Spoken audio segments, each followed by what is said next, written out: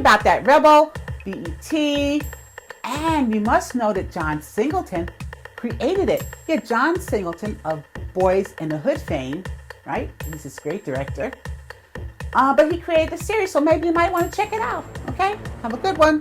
Until we meet again, it's Renee Stanley for Movie Review Relay. You guys have seen Logan, I'm sure, by now. And Elise Neal was there. And of course, the black family gets murdered. We didn't like that, but you know, I'm not going to, okay, let me leave that here. Stop it. Logan is a drunk, I'll just say that.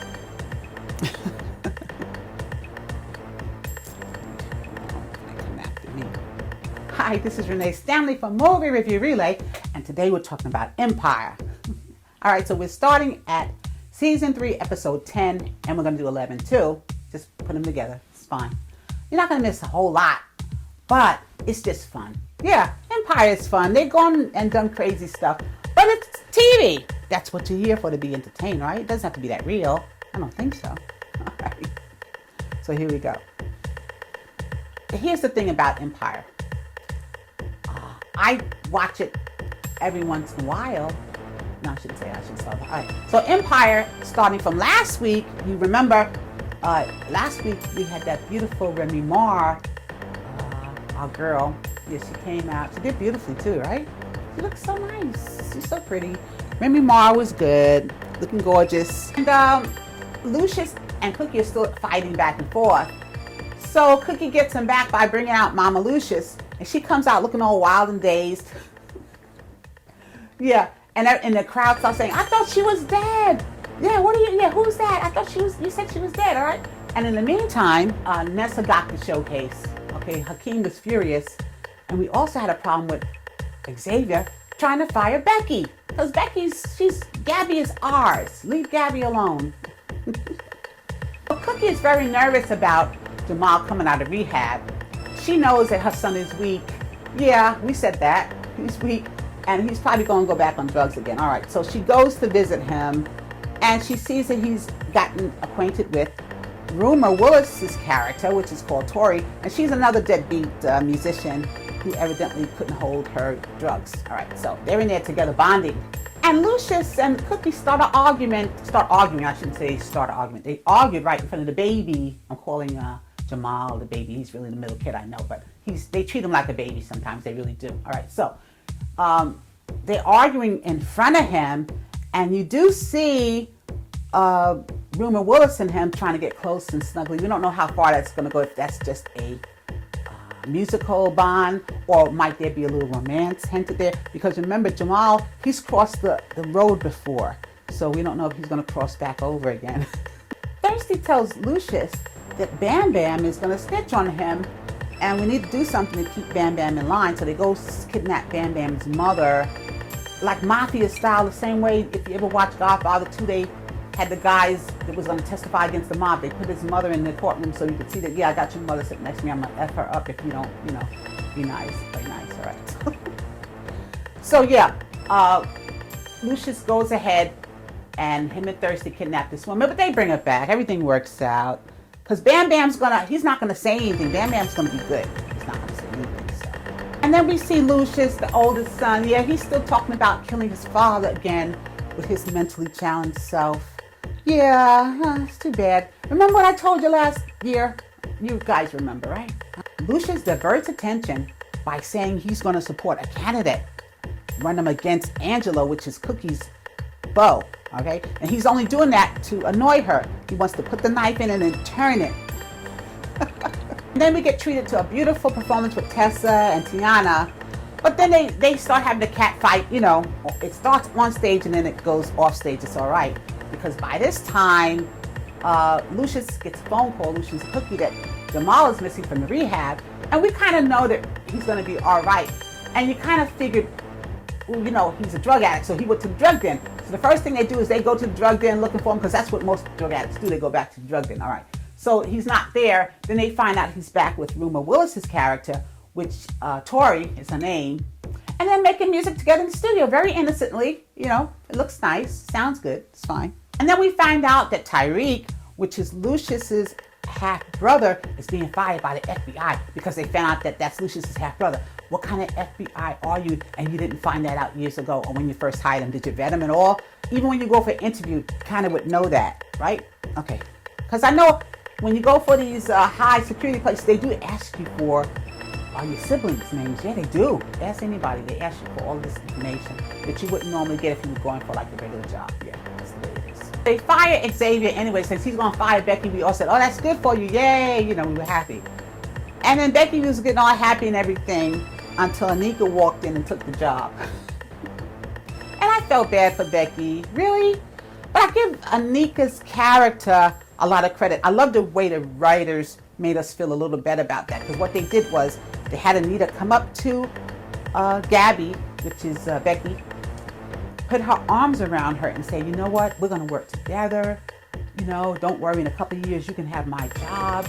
It was nice, yeah. It was sweet. Later that evening, Lucious is sitting in his studio and he's working on his music. You see the soundboard there, and he's in the studio because you see all the platinum records lined against the wall. Now, here's the thing. You hear somebody come in, and guess what? It's Cookie, and she's got a baseball bat. All right, so she proceeds to just vandalizing the place. Yeah, she takes the baseball bat, and she's banging on the pictures all around. She's banging on them, and then Lucious gets up like he's going to stop her. I don't know. He didn't have a weapon in his hand. I don't know when he's going to stop her. He thought he was Superman or whatever it is. Okay. So he's trying to stop her.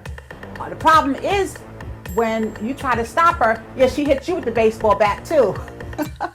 It's not funny. I know. All right. So he's here he is now. He's all bloodied up.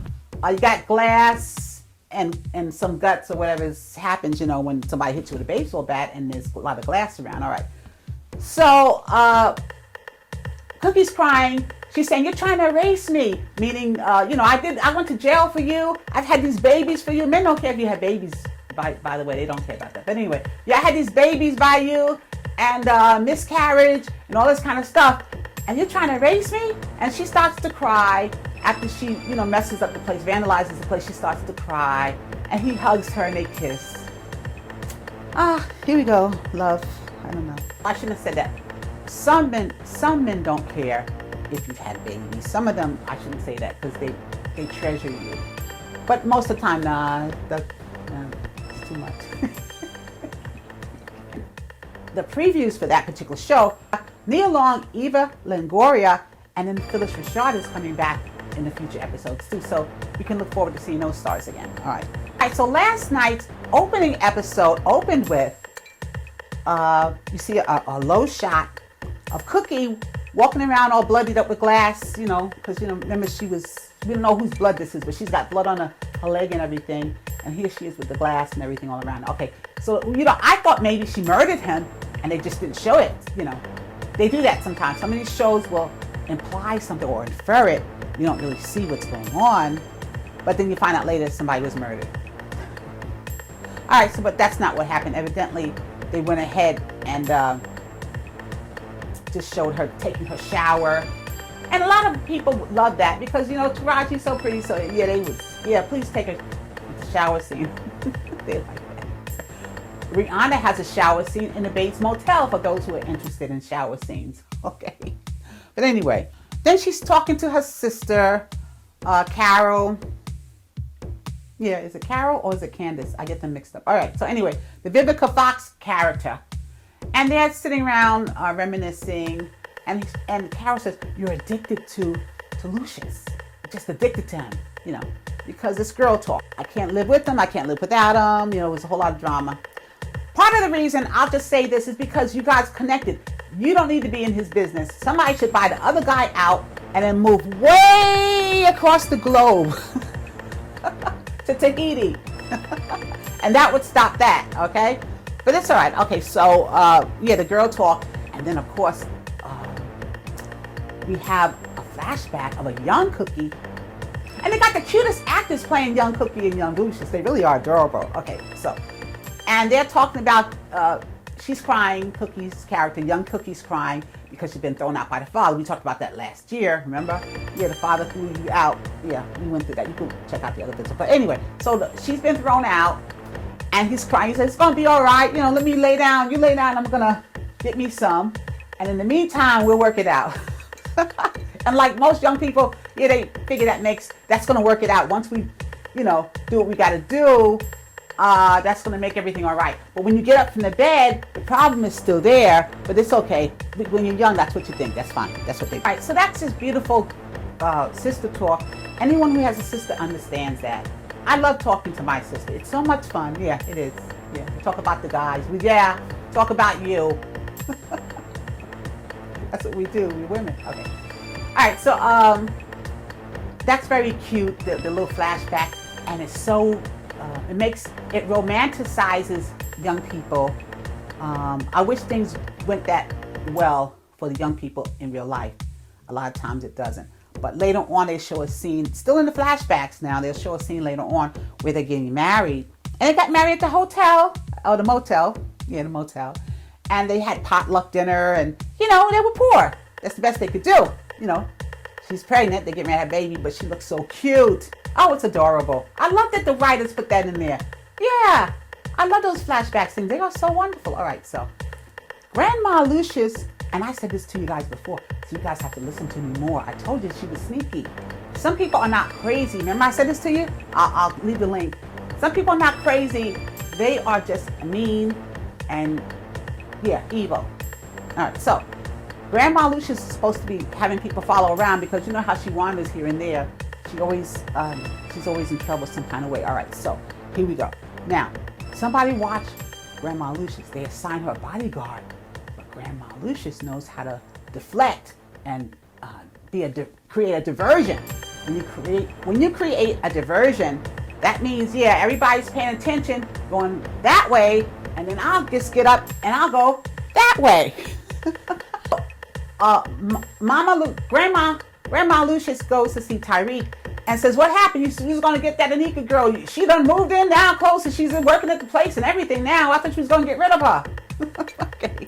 And Tyreek is like, well, I got fired. He didn't say that. I guess he said it. You know, he had his box in his hand. The box they give you when you are asked to leave the building right away. They not even give you time to pack. You got the guard right here. We're going to walk you out. So he had this box from when he was fired from the FBI.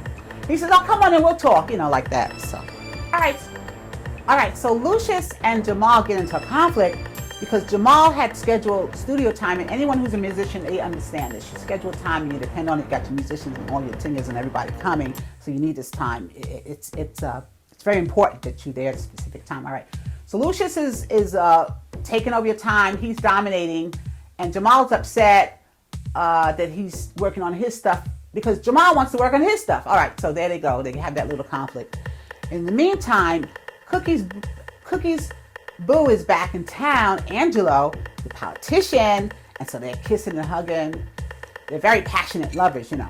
And it's kind of funny because when Angelo comes back in town, you see, and these writers of Empire, they have too much. They got Cookie in her full ghetto fabulous clothing with heels, spiked heels. She's running from behind a dumpster, okay? Because she doesn't want the police to get her and arrest her for parole violation, I guess. So she jumps up from behind the dumpster, runs into Angelo's waiting limousine. And Angelo finds out why she's upset. Of course, she's upset with what Lucious is trying to get her and get him and all this kind of stuff. So he decides to go see Lucious man to man. You got Angelo versus Lucious, okay? And he's letting her know, I need you to lay off a Cookie, you know, all this kind of stuff. And Lucious is such a devil. He doesn't really care. He was just with Anika. He was just with Anika. Lucious was just with Anika earlier, but he doesn't care. All right, so he sees that Angelo is threatening him, right? So it's a man thing, you know, you don't threaten me, da. But he gets gangster with him. You say, yeah, you think I'm playing with you, or whatever he says, you know. Yeah, he threatens Lucious. He lets Lucious know he's not scared of him. Lucious just smiles because he knows he has the upper hand, you know, because he's around Cookie all the time. If Cookie could just, like I said, find another job somewhere else. All right, so anyway, Angelo gets gangster with him and starts talking Ebonics. You know, Ebonics? Yeah. He says, yeah, because I ain't scared of you. Believe that.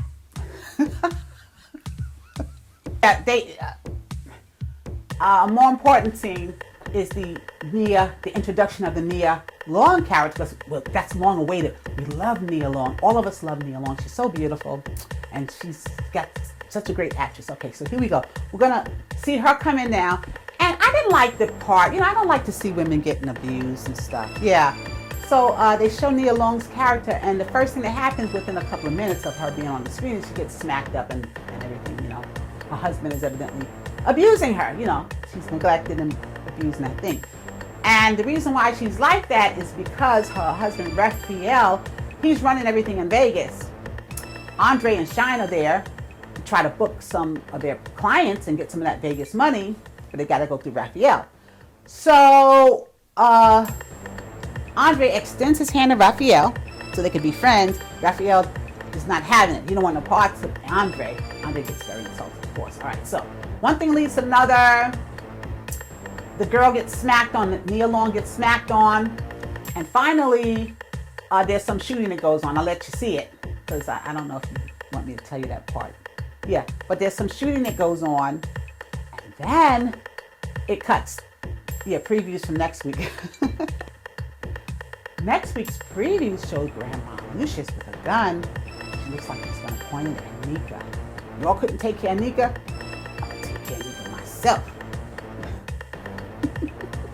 So, until we meet again, it's Renee Stanley for Movie Review Relay.